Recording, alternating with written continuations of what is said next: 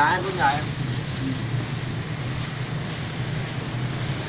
Pha ông Anton nhé.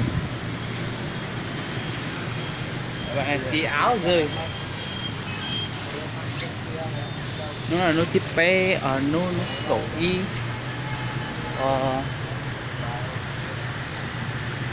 cậu y nó trâu ly nó là cái chỉ đó cái quỷ gì nó bé là một ship từ ở bé tạo là bé sinh nhật Quảng Ngãi nữa.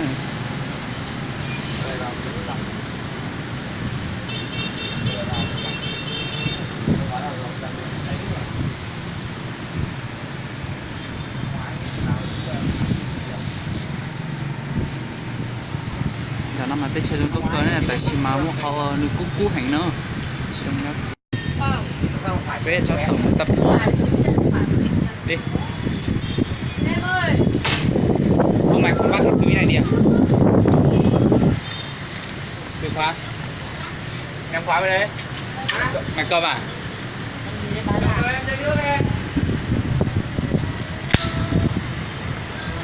Pha cầm tay không.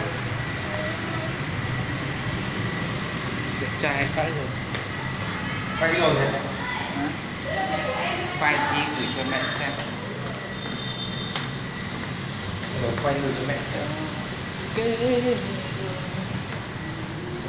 Một pha đẹp trai.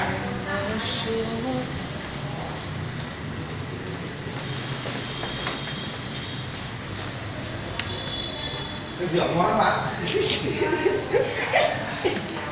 Tí tập về mua đi ở người ta ấy lại chạy sang uống. Người ta đổ nước đá vào. Ép sôi tí uống nhiều à?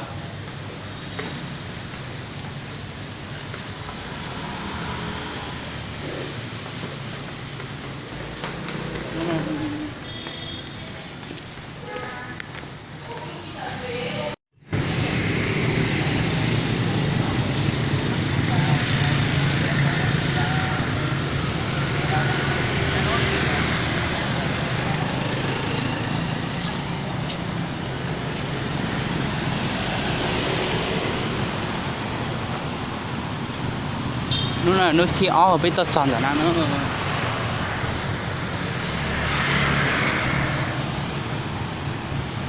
Thế chỉ mà nó có cỡ tại chỉ mà cú lên nữa.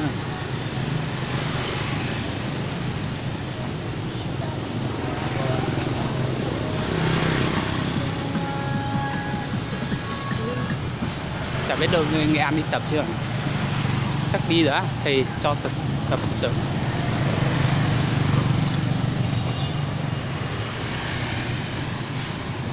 Ý là điện thoại không cánh mà bay thì thôi rồi. Sợ luôn.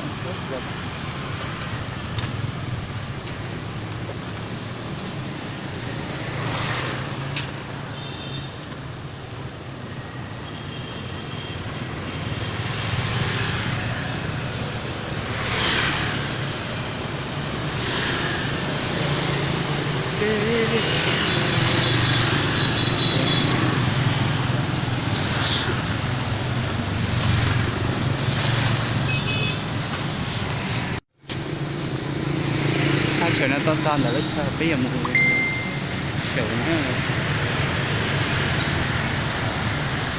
đấy chuyện mà nó có cờ lệ lỡ cho nó khỏi nước bỏ nó xa nữa.